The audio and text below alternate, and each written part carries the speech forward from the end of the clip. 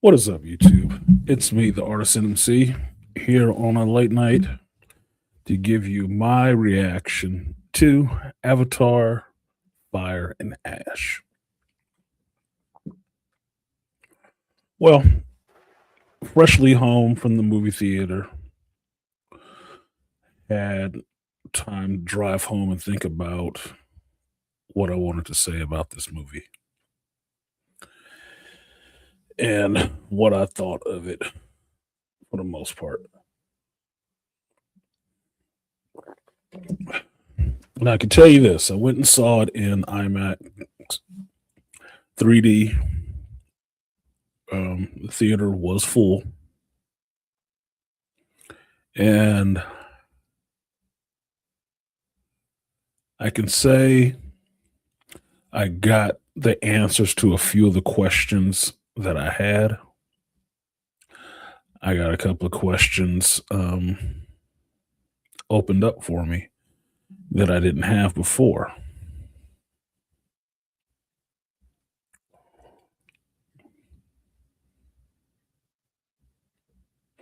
I can say James Cameron needs to hire a writer, and just one. I know he has ideas, but for him, I'm giving him the same idea that I'm giving James Gunn. You need somebody else to write this, and you just need to give bullet points and let them fill in the rest of the story. Now, that's not to say for me that the story was bad, but I can say this. If you saw the first two movies, you saw this one. He repeats himself. And it's bad for me to repeat yourself if you have four of the writers on this thing. You shouldn't be repeating yourself at all. You got four of the brains working with you, right?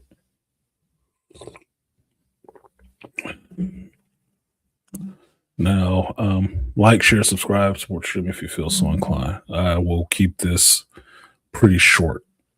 It's not going to be any spoilers. I'm not going to spoil anything for you. And if I do say something, it's not a major beat in the whole movie. So if you want to go and see it, you can still go and see it and not say that, the asshole on YouTube said everything about the movie. I don't do that, in case you're new here. I will go out of order for some of the things that I saw in it that I have questions and concerns about. And for me, I did like the movie because I got some questions answered, but it is feeling really derivative. The same thing all over again, just in a different way. And in some ways, that makes it irritating because the second movie was kind of derivative of the first one. So to have the third movie be a repeat of the first two is pretty annoying. I'm calm now, probably because it's late and I have some other stuff to do before I go to bed. But I can see myself possibly being pissed off later on in the morning when I think about the fact that you gave me 3 hours of a movie, throwing some new stuff in there, but mostly it was the same themes, just bigger. What up, Beastly? Said, told you, you can't tell me shit. I can say visually, the movie, I will say this visually, it's beautiful, but it's not as stunning as Way of Water was. Way of Water was really stunning to me. And maybe it's just because most of the action happened in and around water. It was the first time I saw that from James. It looked really cool the way he shot it. This one, it had some scenes in there that were shot really good in the sense that it was a different camera angle that you didn't have before, which makes it really interesting to see the action happening around you and the principal actor in the screen. Cool. He didn't do that all the way through. He did it in spots, which bothered me. Now, this is not a spoiler, so I can say this. In the first 5 to 10 minutes of the movie, you get a scene with Loak, Jake Sully's son that survived, flying on his, I forget what they call it, but their little falcon flying bird, right? And the camera is right in his face. So all the juking and jiving that you're seeing happen is happening looking at him, center of the frame, and all the rest of the world behind him is twisting and turning and shit like that. And it's not CG, it's an actor. So that was a really good scene to me. It was a very good scene. It was very well shot. I said, that's what I want to see. I want to see that sense of speed and disorientation and stuff like that to show how skilled these people are riding these things. That's something I'd want to see in a Spider-Man movie. I want to see from his perspective, swinging on the web lines and stuff through the city, past the buildings, around corners and shit like that. I want to have that sense of vertigo, like I'm going to lose my lunch or something. I'm fine with that. Well, he used it like twice, and then I can't recall seeing it again in the rest of the movie. It went back to a standard, face on or side view. What up, Jay? Now, while Way of Water was visually stunning to me because it was in water, this one happens in water too. But because I've seen it, it didn't look as much of a pop. Not as much of a pop to me. Now,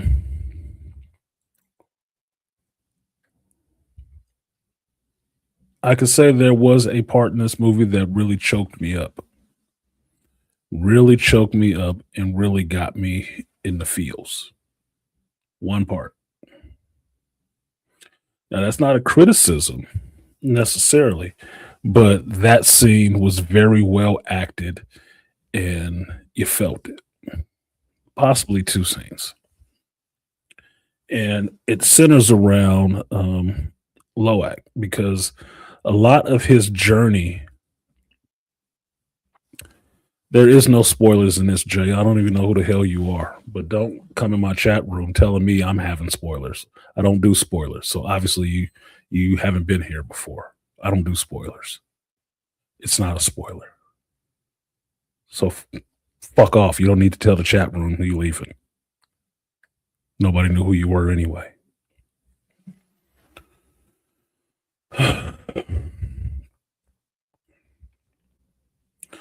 Now, the scene with Loak was very well acted. Very well acted. It was emotional. It was kind of heavy, and you felt for the boy in that moment. And it kind of hurt. It kind of hurt. So I appreciate that moment was in the movie to begin with. It's kind of funny that somebody comes into an open stream that says Avatar 3 reaction, comes into the chat, and then says, oh, spoiler alert, I gotta go, man. Fucking stupid, dude. Fucking stupid. Just dumb. You need to tell the chat that. Now that I'm thinking about that scene, it was good. It was a well acted scene. And I found myself gravitating more to the younger son in this movie in his plight. But the same problem that showed up in the last movie showed up again around these goddamn kids. Namely, one in particular. One kid in particular could have died in this movie and it wouldn't have made a difference because they serve no point in the story except for getting other people captured. And that shit was irritating to me. I was visibly squirming in the theater talking to the screen like, man, just get the fuck out of there. Kids. All right, fucking kids. Now, while the story with the kids, there were some interesting parts to it. One of them was fucking pointless. That's just what it is. One of them was fucking pointless. Now, is that a knock on the movie? Can't say it's a knock on the movie, but it is a knock on the writing. You didn't have anything for this character to do. Maybe you got one kid too many to try to focus on. So maybe you should just X them out altogether and get them gone. Because they're not serving any point in the story in any way. Now, kids being kids get into trouble. That's a given. It was less so this time around than it was last time. Last time it was fucking annoying. This time, it's just in the run of things. It's not as annoying, but in the same sense, these kids got to fucking smarten up a lot. Now, one of my main critiques on this movie is it is, in my view, way too female centric in this one. Everything is about matriarchy. Damn near everything. Some powerful woman in charge.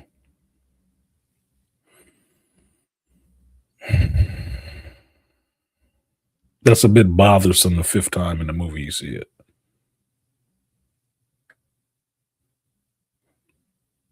Now, I'm all for strong female characters. I'm all for that shit.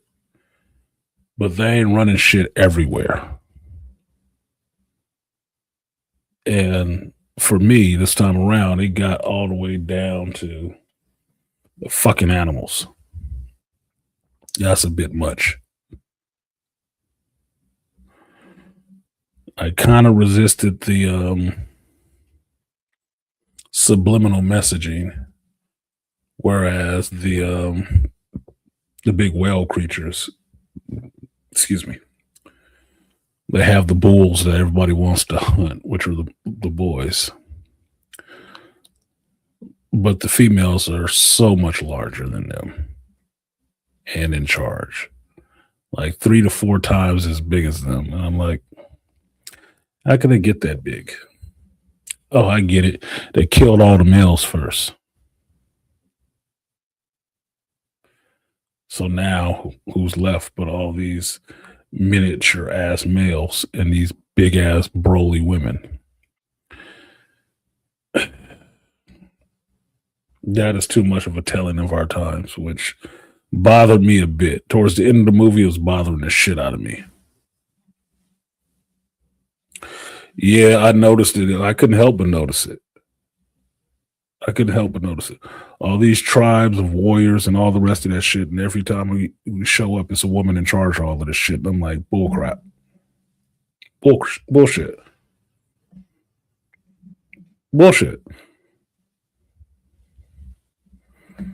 So I guess Natiri's father was an outlier. The dude that's in charge of this tribe, of the Reef tribe, I guess he's a fucking outlier. Everybody following Jake Sully is an outlier. Because it seems like everywhere else, a woman is in charge of the tribe. Maybe they died in the last war. That's the only way it happens. This is the 20th century. This is a 20th century company productions. So that would mean it falls in line with the shit that was going on in Prey. Which means in this Native American tribe of warriors, the woman who wanted to be in charge got to be in charge once she got all the men killed. And then she could be chief.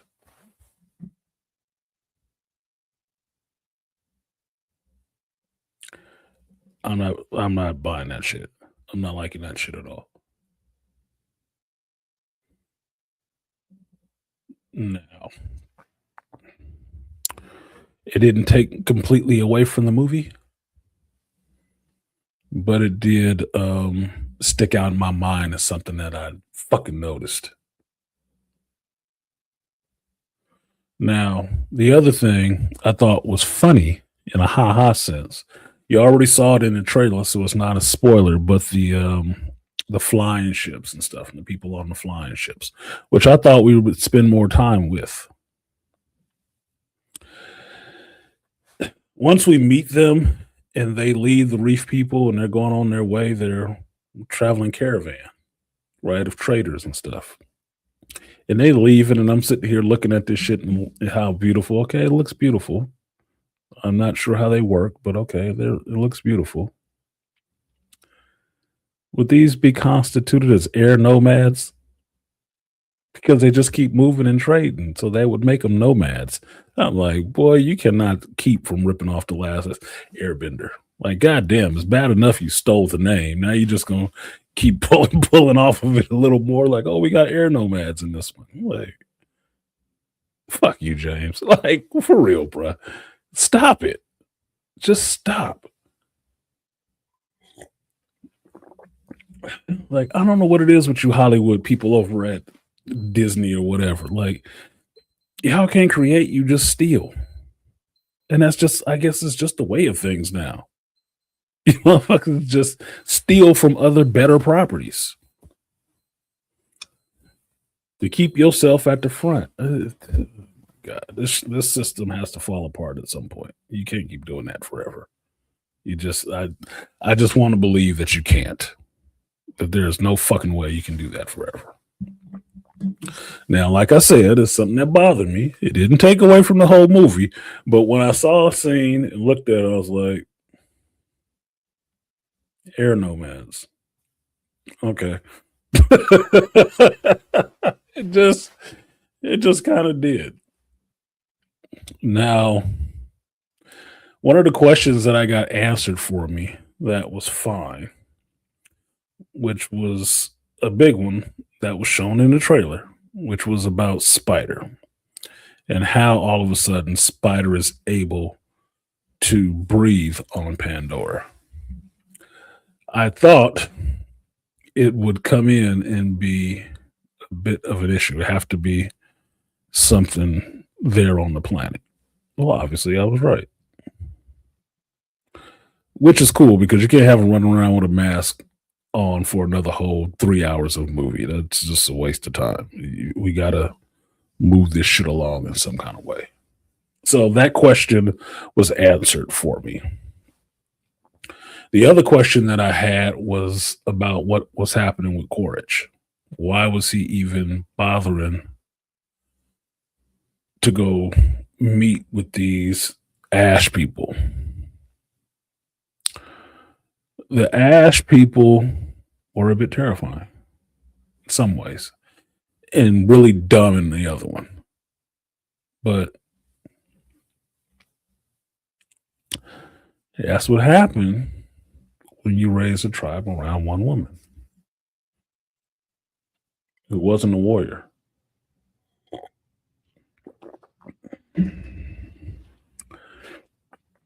Now, I got that question answered why Quaritch was going to them.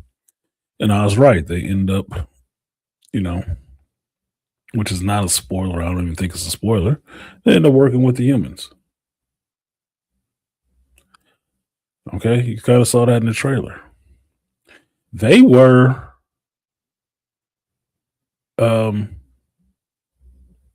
very much, I would say, behind some of the other Navi. They were. And like Beastly is saying in there in the chat, pure savage. Yeah, they were savages.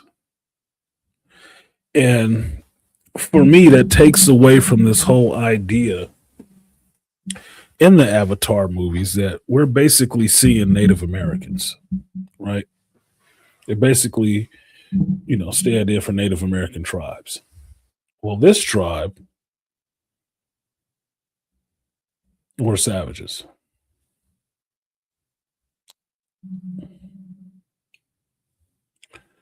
Cut off from their God. That the rest of the Navi worship. They don't worship that shit. They worship some other shit that somebody fed them.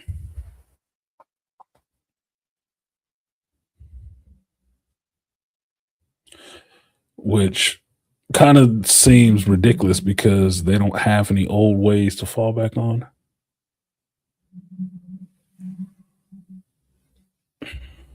That part was bothersome. As far as the tribe, though, I like the tribe. I like the way they looked, and they fought because they did fight fierce. I'm fine with that. But that part was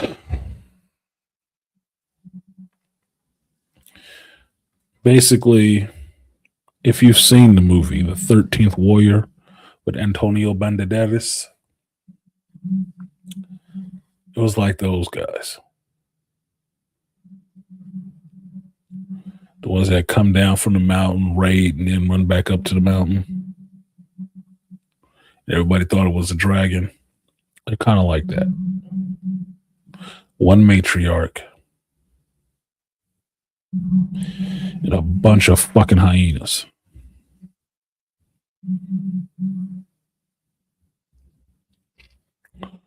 So that was a bit not awe-inspiring, but just inspiring. Now, there's a character that returns in this that I was happy to see, but this character returning just made this feel more like a repeat. Just a repeat. I don't know if the character was mad because they weren't in the last movie or something. I don't know, but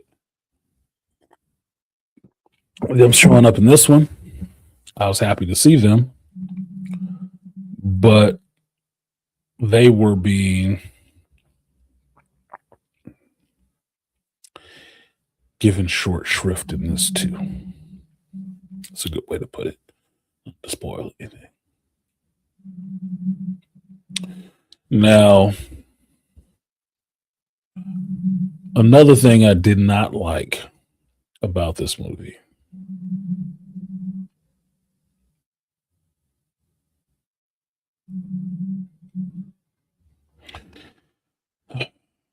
is the assumption that it puts out there that every decision Jake made was wrong.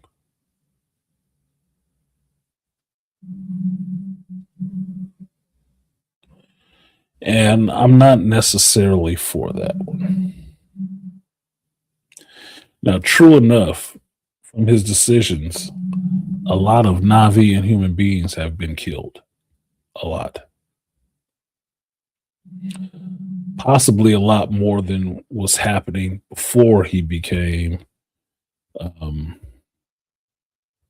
Navi or was still jumping in his avatar body and going out and fighting against human beings. But I don't think the decision was wrong. I don't think the decision was wrong. The decision to fight against people who would be your oppressor is not a wrong decision.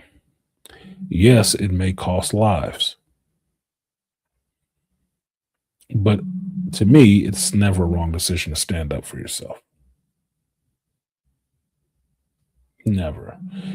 And in that process of that, trying to keep yourself free, people will fall. And you have to accept that. But them falling does not make it a mistake on your part or your decision making, because that removes their own personal agency to say, I believe in what he believes. I will stand up like he stood up. And I'm willing to sacrifice or fight and give my life if need be, or just fight until I can't fight anymore. So by taking it all on Jake, and it's all Jake just made bad decisions, makes it seem like the people that followed him had no choice in the matter whatsoever. They had no agency. They had no yearning of their own to be free, and would have did it even if he wasn't there to make the rallying cry, because best believe the Navi were already fighting against these human beings from the first movie. They was fighting without Jake. Jake just got them a little bit more organized and got them some actual human weapons to fight back at the same level. We're close to it. Now, the stuff with Kiri in the movie, which is Dr. Augustine's child, they finally explain how she was born, which is not a spoiler. I'm not telling you how it happened, but you already know it happens because the character is there. It explains it. And for me, it's a plausible enough reason. In that world, it's a plausible enough reason. It's also plausible enough to believe that Kiri will eventually become the namesake of this damn movie franchise, which is the Avatar, or just Avatar.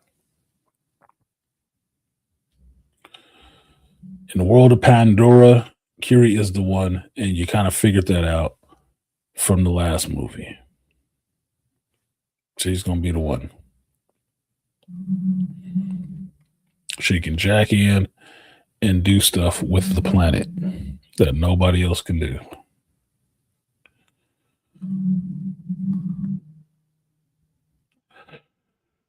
How it happened, and the possibility of it happening in this world's logic. Okay, I can see that. I can see that happening.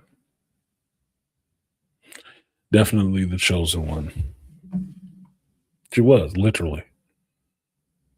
Beast. So it's not that big of a deal, because you kind of got that from the second movie. You already knew that. It's not anything that needed to be told to you. It just needed to be explained how it worked. And they do that.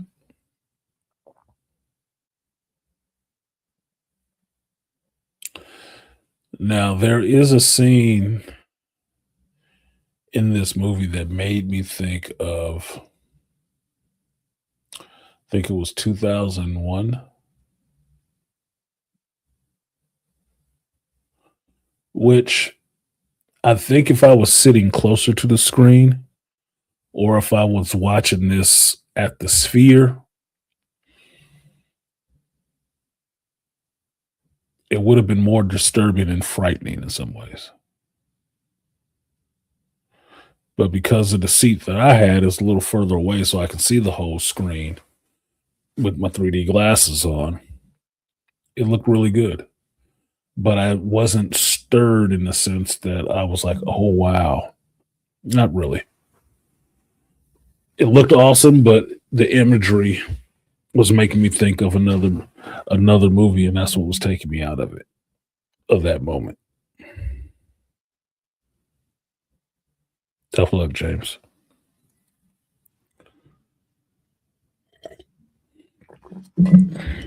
What else? Loak does not listen. That bothers me.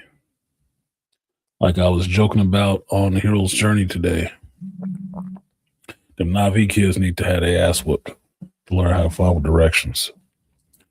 But at the same time, if they followed directions, the movie wouldn't be that damn interesting because they would be exactly where they were told to be. So to move the plot along, the kids have to disobey. Have to. Otherwise, there's no drama. Everything will proceed in a logically boring course.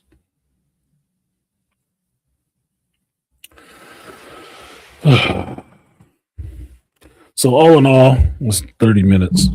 That's probably enough for a reaction. All in all, I didn't hate the movie. I don't think it was bad. I think it was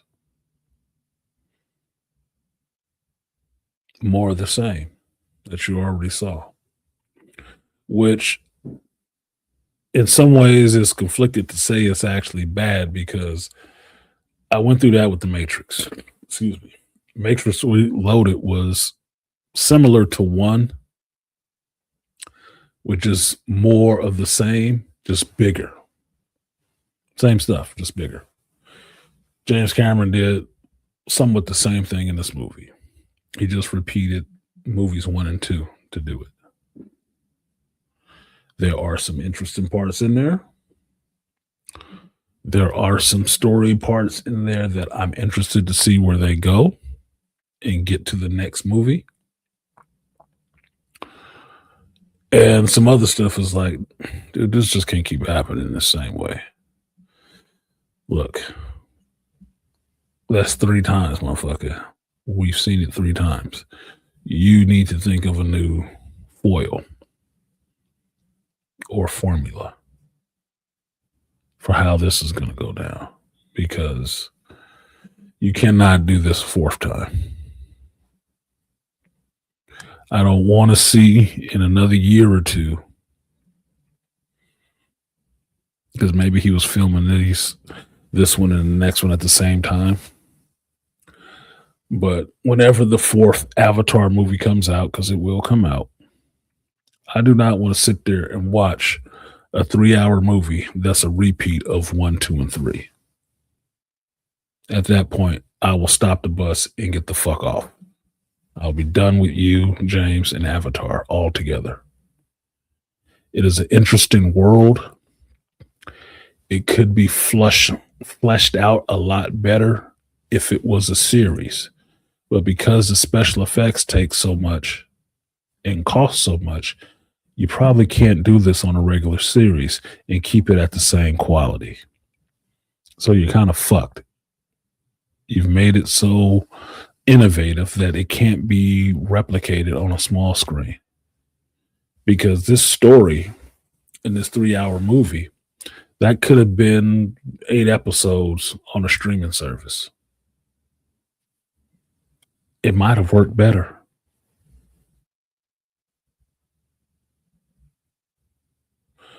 I was engaged in the movie the whole time. I can tell you that much. I watched it the whole time, even the slower beats. I watched it.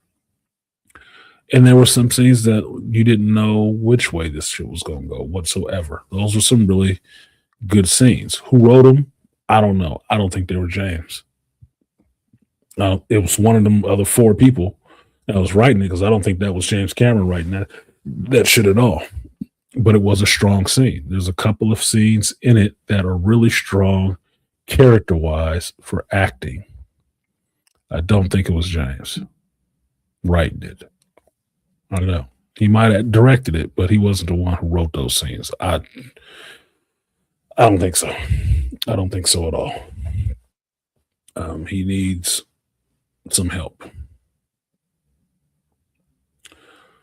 Otherwise, not saying it's a bad movie. I didn't leave there pumped up or anything like that, but this is the 3rd one that I've seen with the same characters, the same kind of fights, same protagonists and antagonists, with a 4th movie later to come. Well, don't expect everything to be wrapped up in one movie. It's not wrapped up. It's not. It's still open. And that's fine. If the story's going to be good, I'm fine with it being open. But for my money, you need one dedicated writer, and you work with that writer to help bring forth your vision, but they can give you better dialogue with these characters. Maybe it's too many characters because for me, I have a hard time on these movies specifically. I have a hard time remembering all these characters' fucking names. I don't usually have that issue. These movies, I have a hard time remembering all these characters' names because there's so many characters thrown at you so much. It's like this is like overload.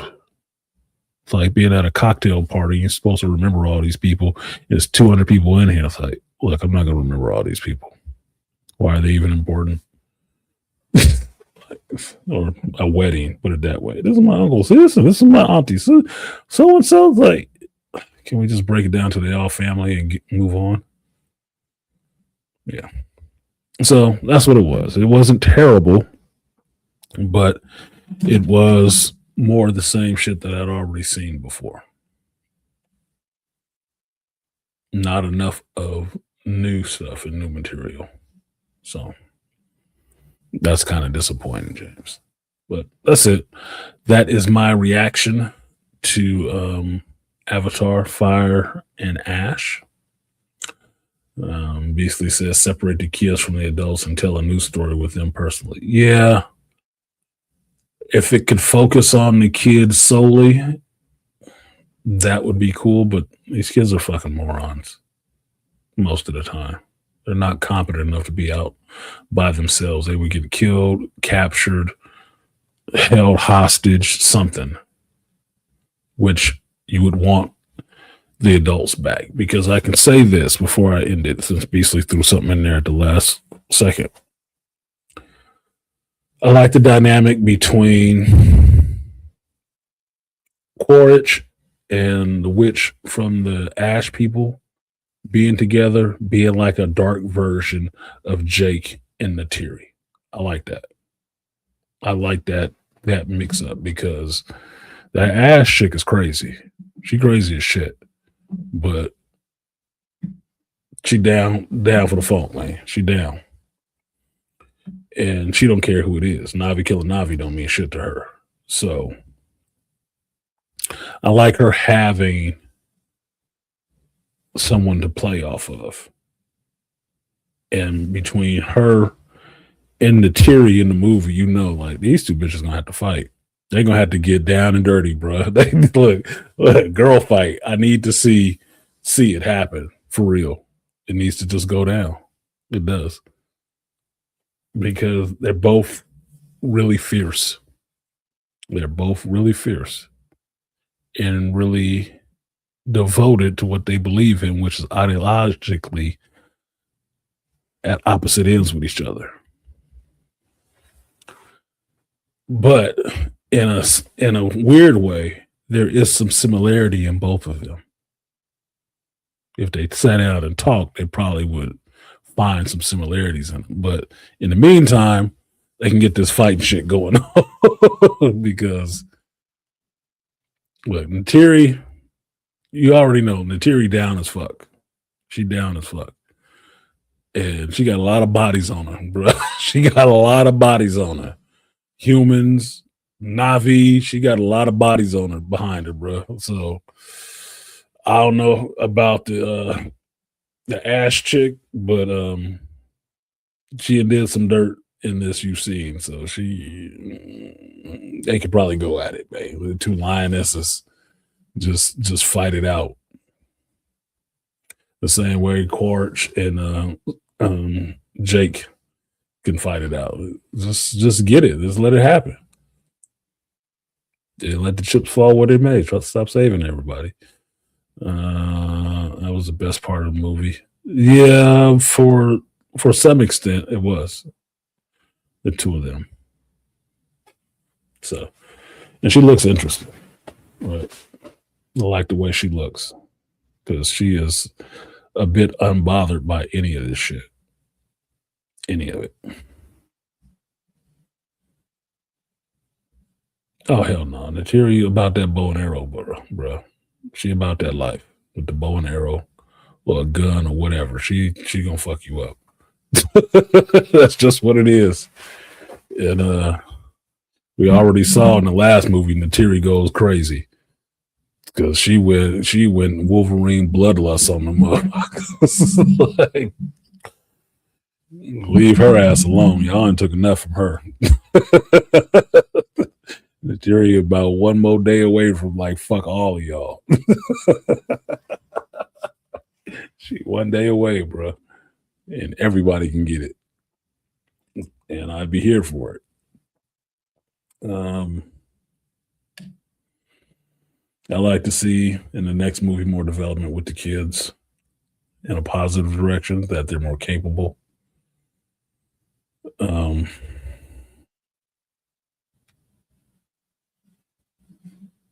yeah, I can't say any more on Jake and Natiri because it could get into some spoiler. But if you want to watch it, go watch it. Like I said, I'm not saying it's a bad movie. It's not a bad movie, but some of it you've seen before in one of the other two movies. So that derivation, that derivativeness of it will make you, I think it'll make you probably a little irritated. You'll still be involved in the story, but you'll keep looking at it and be like, it's the same shit that happened in the first one. It's the same shit that happened in the second one.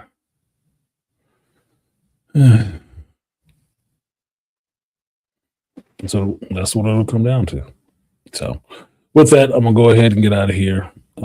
Thank you for watching this long. Like I said, I didn't put it in the title, but there are no spoilers. Nothing I said was a spoiler. It's just what a reaction is supposed to be, which is my general feeling on the movie, not a play-by-play of what happened in the movie. Because then that is not a reaction. That is a review, sir. So with that, I'm going to go ahead and get out of here, get this next part done, and take my butt to bed. Thank you for showing up. Appreciate you coming through. Be sure to show up on Sunday for the last Hero's Journey of the year. And we'll talk about this and some other movies because eventually, sometime this week, I got to go see Wicked Forever. So with that, I've been Artisan MC, and I will see you next time. Peace.